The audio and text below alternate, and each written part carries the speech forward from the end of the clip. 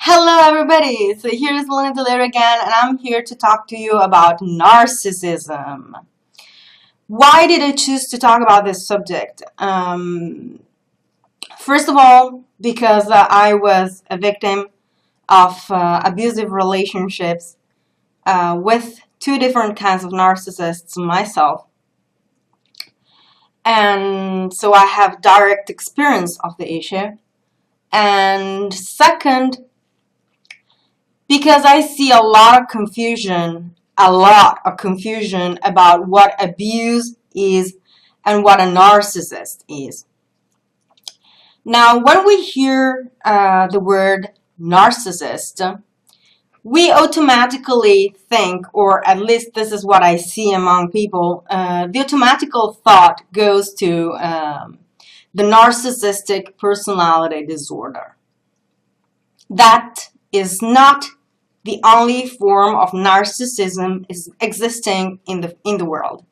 That is the extreme unhealthy version of narcissism.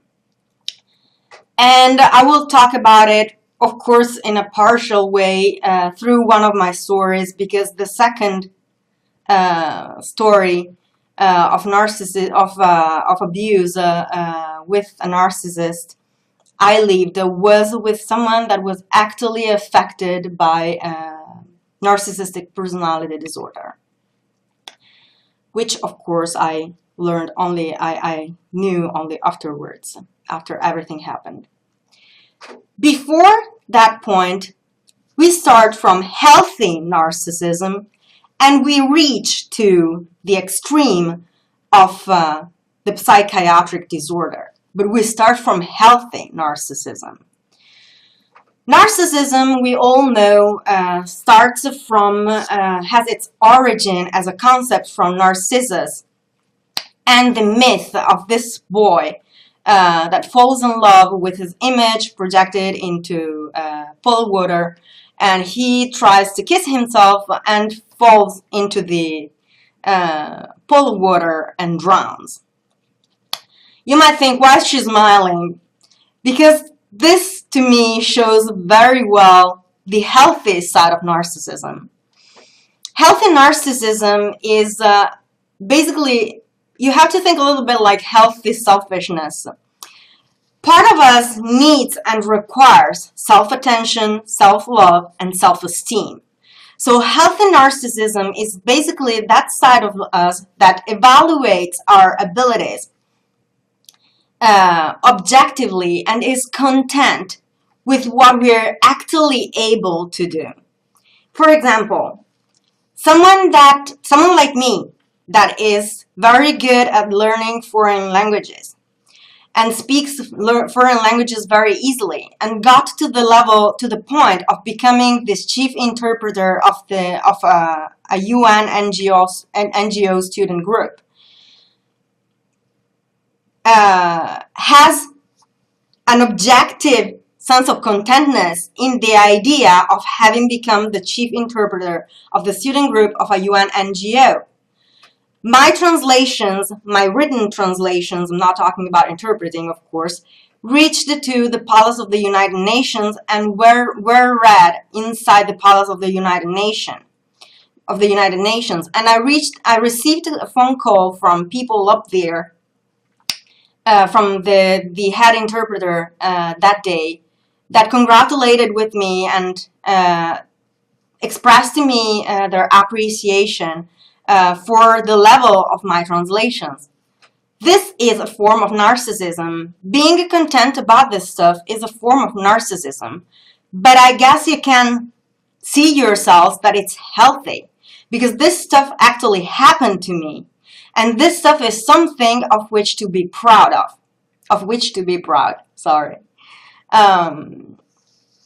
If I were proud of how good I drive a truck, then that would be unhealthy narcissism, because I do not know anything about driving a truck.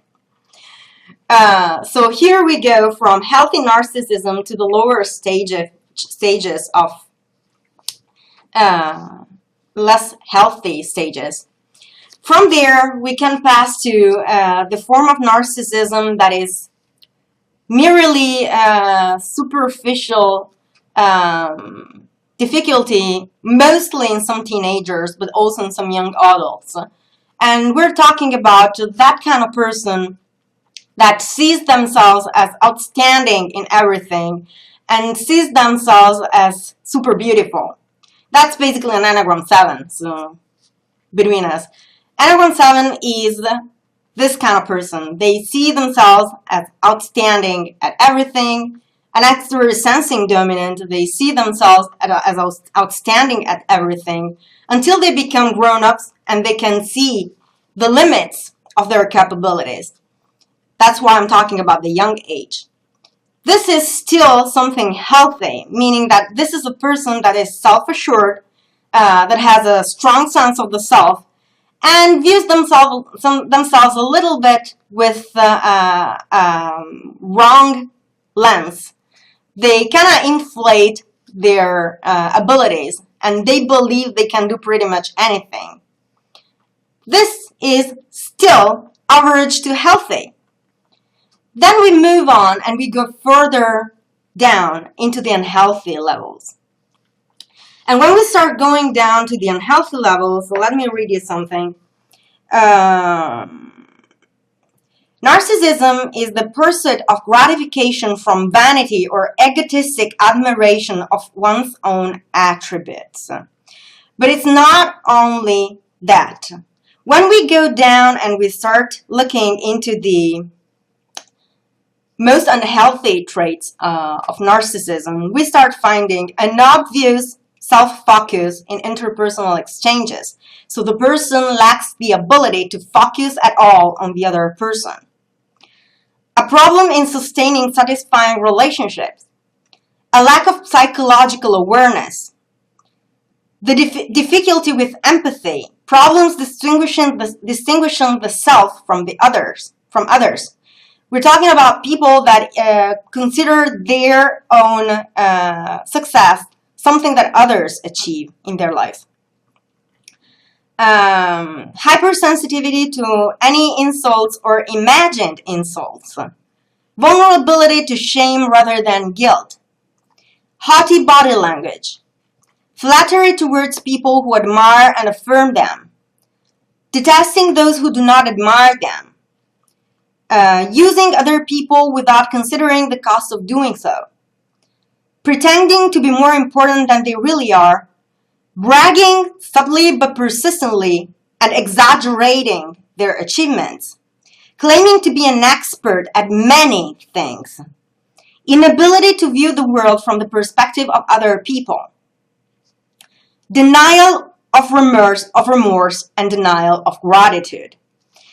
So these are the traits that build an unhealthy but still not pathological narcissistic personality. And a lot of these things are debatable. As it says on Wikipedia itself, these criteria have been, these criteria have been criticized because they presume a knowledge of intention. So it's a matter of what intention is behind these things. Behavior is observable, but intention is not. We can only guess intention. It's a trait of interior intuition. We know that interior intuitive dominants can have the ability to see that intention, but they can also be wrong about it. So intention cannot be observed. It can only be imagined or intuited. So there is no certainty about intention in a person's behaviors. Except when in the long run, you start seeing things that get a little bit out of hand. And here I'm going to tell you about the first story that happened to me, the first relationship in which I was a victim of an unhealthy form of narcissism. This guy was also very insecure. So what this person did, first of all, was starting to cut bridges between me and the people I knew before the relationship got started. We're talking about when I was around 24, 23, 24.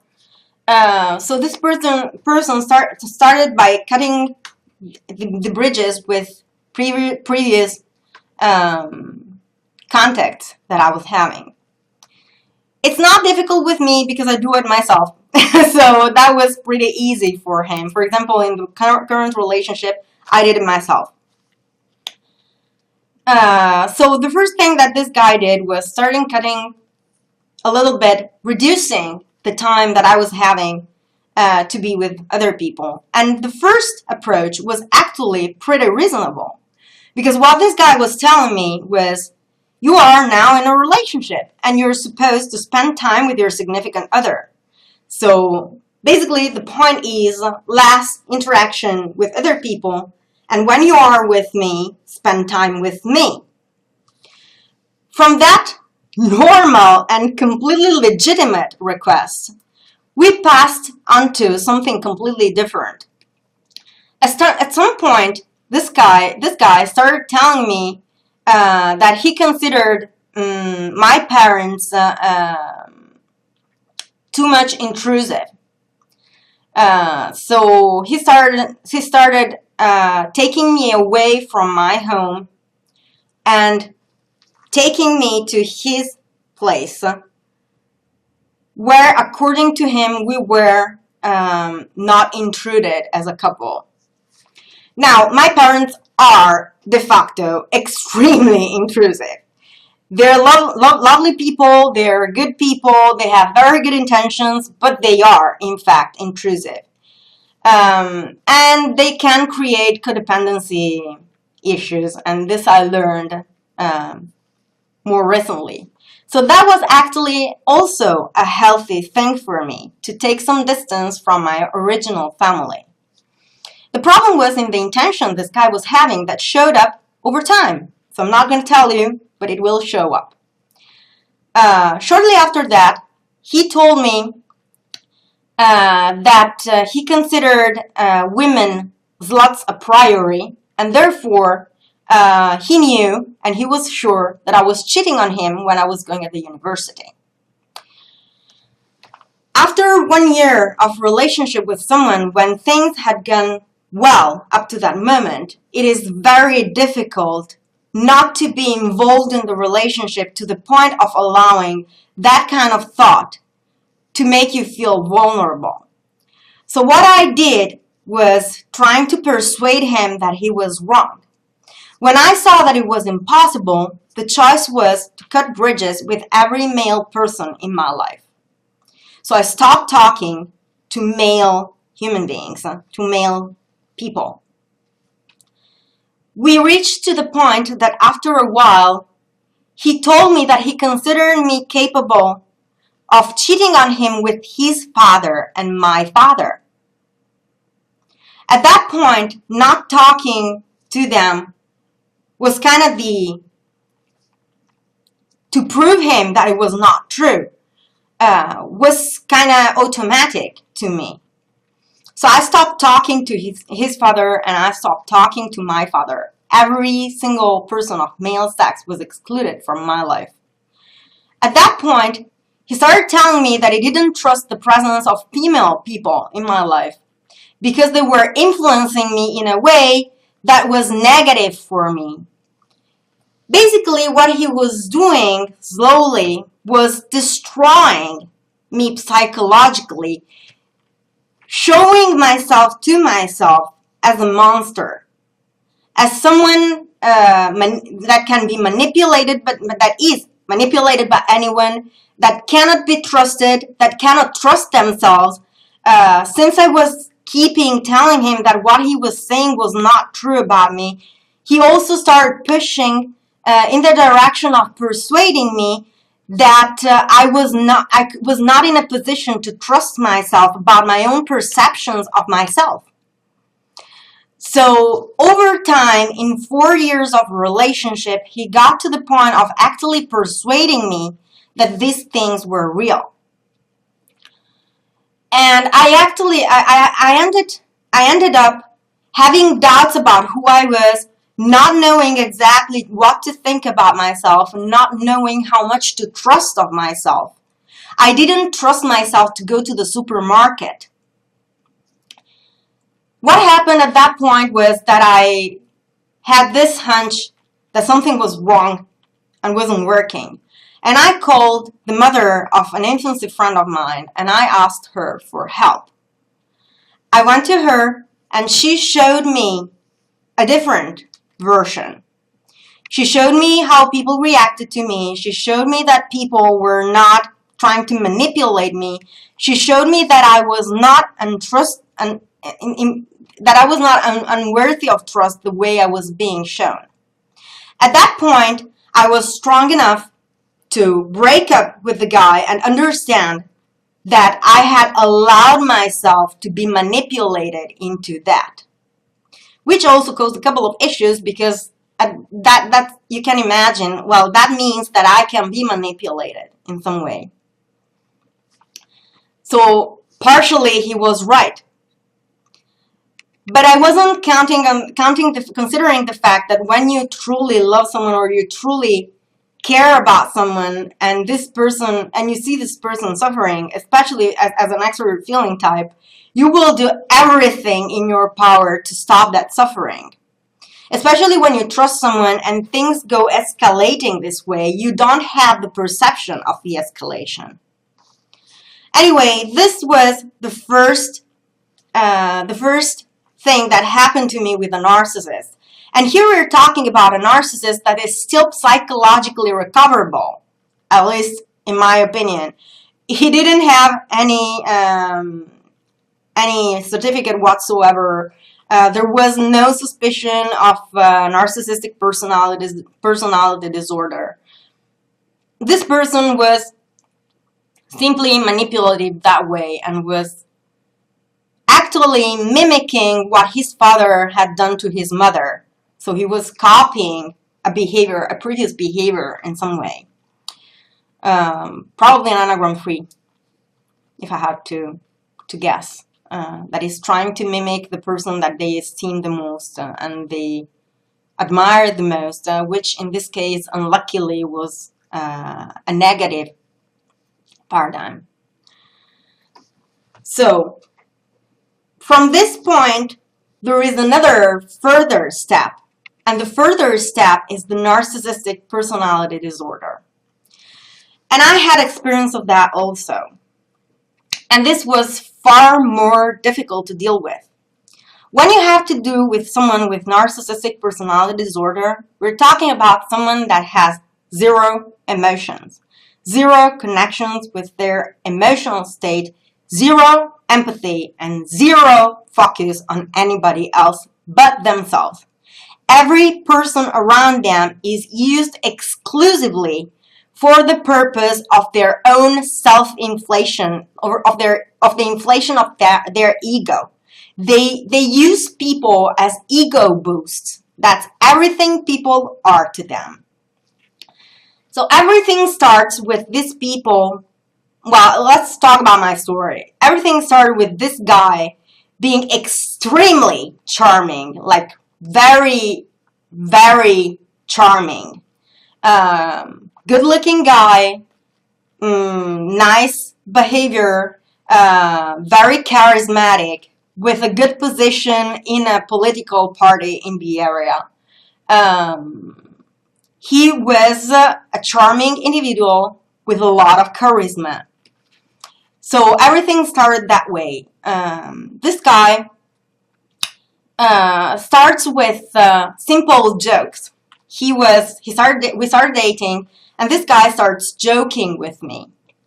Light jokes like, you're silly, why did you say that, it doesn't make sense, no, but I think it's this way, how silly you are. Very, very light hints to me not getting it.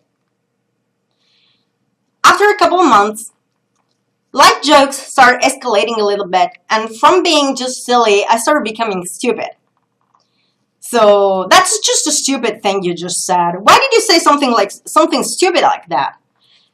Over time, 6, 7, 8 months into the relationship, with being addressed this way, at some point I got something rubbing wrong inside of me, not in a physical sense.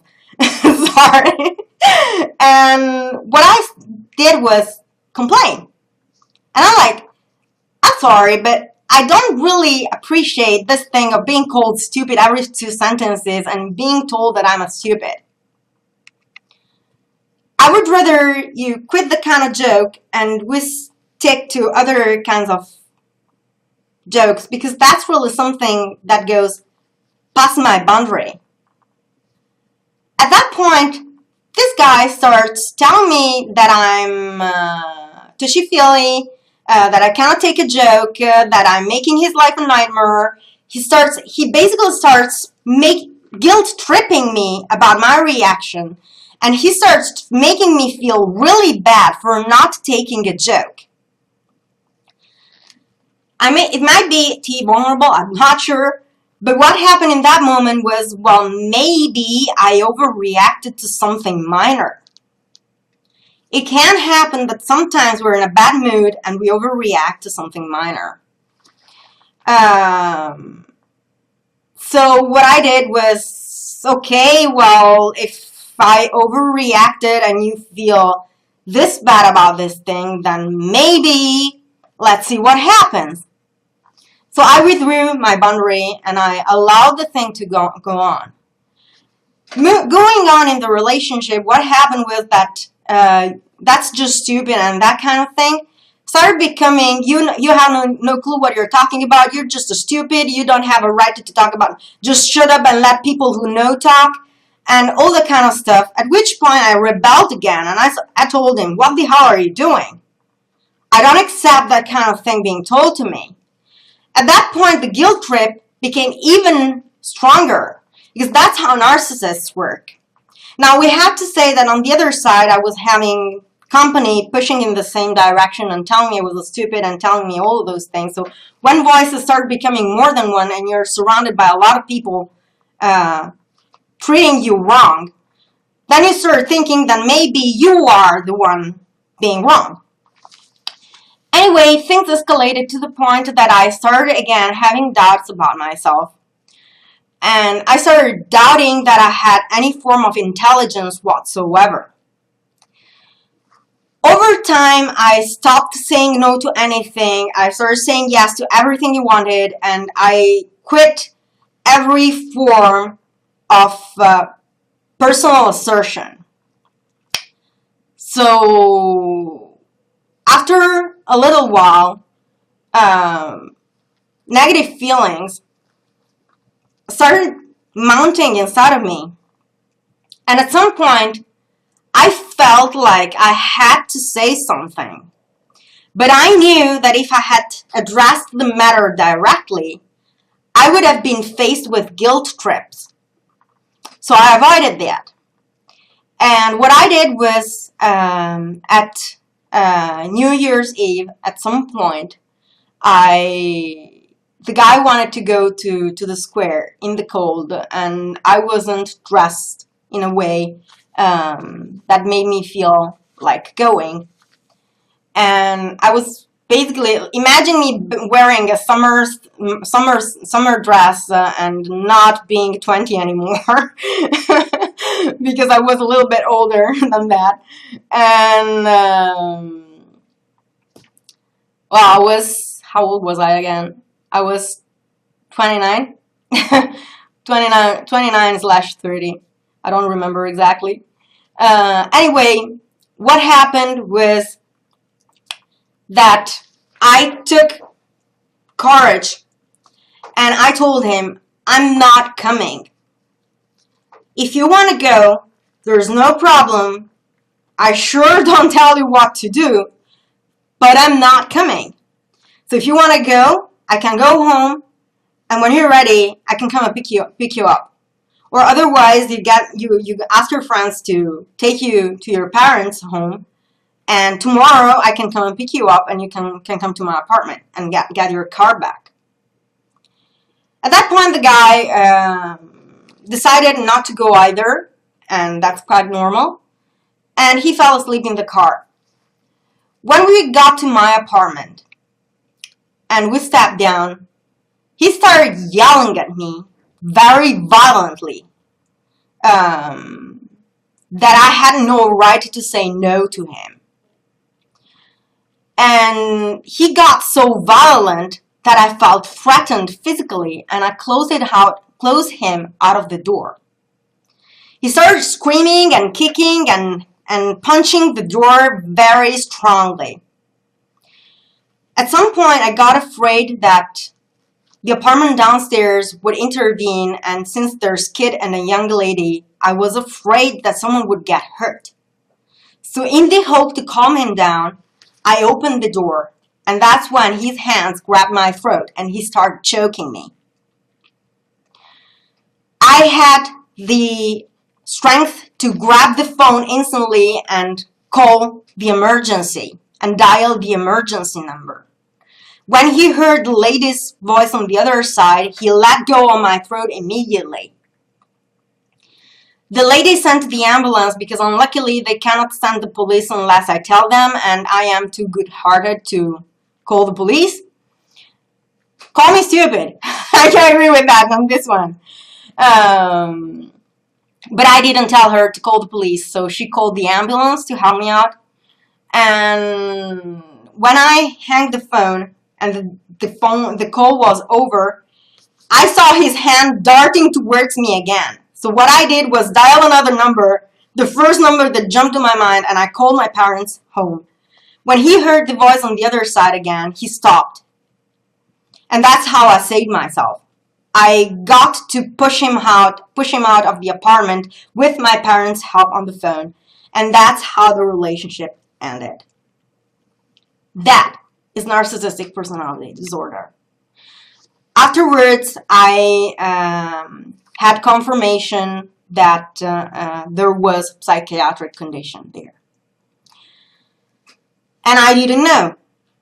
Anyway, the reason why we fall in the trap of narcissists is that we underestimate these people, and we underestimate the power that they can have on pretty much anyone.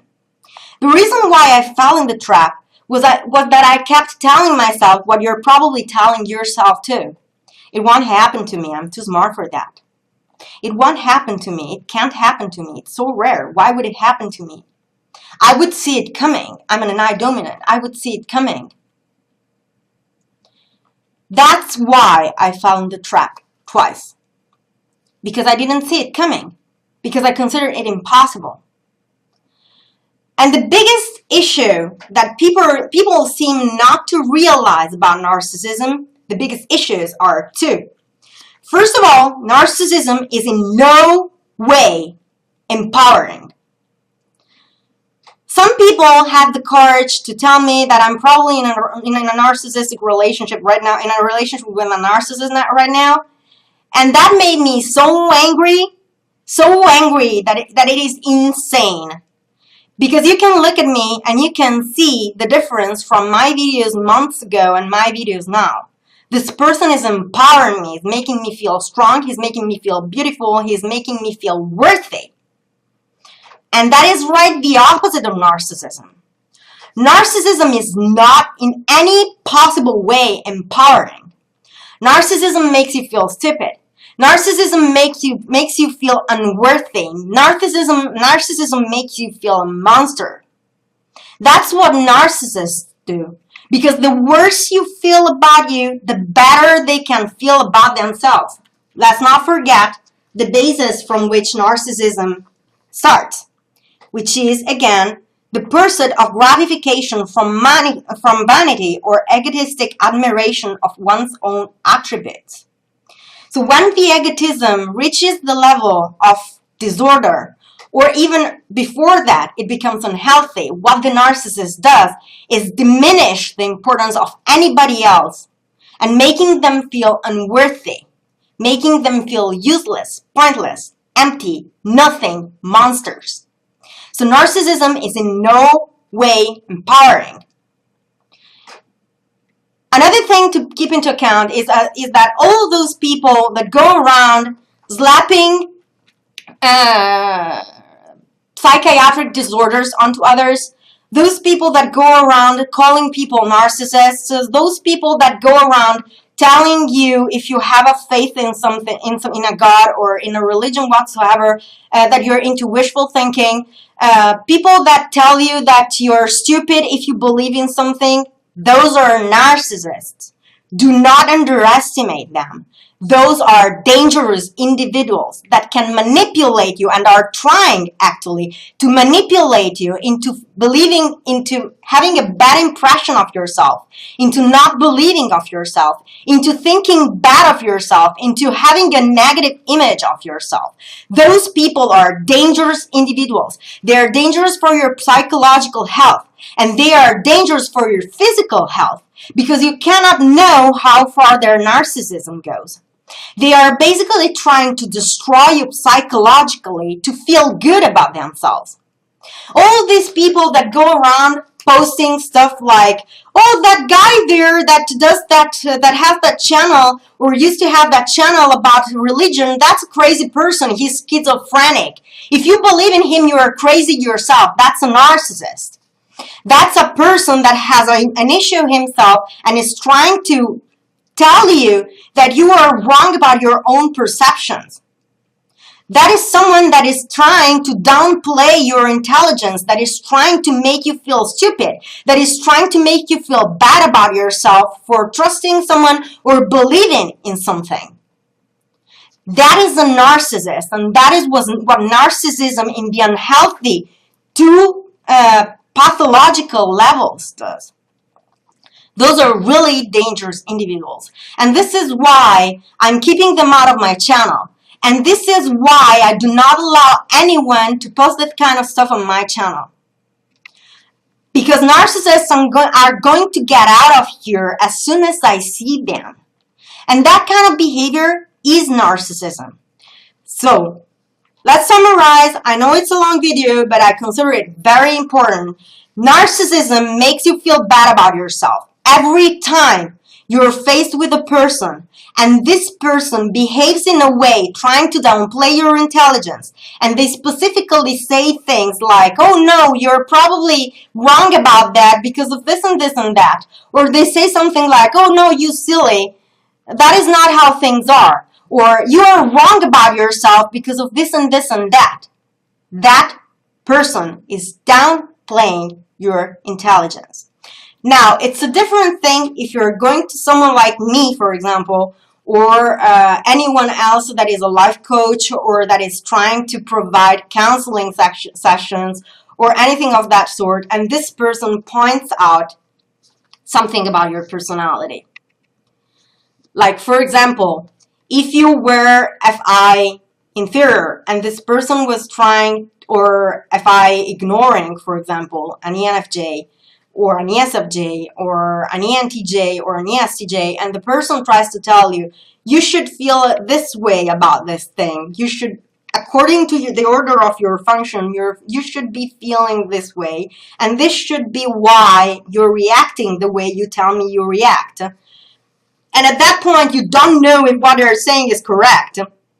What you need to do is consider that you do not know your feelings objectively, and this person is trying to help you.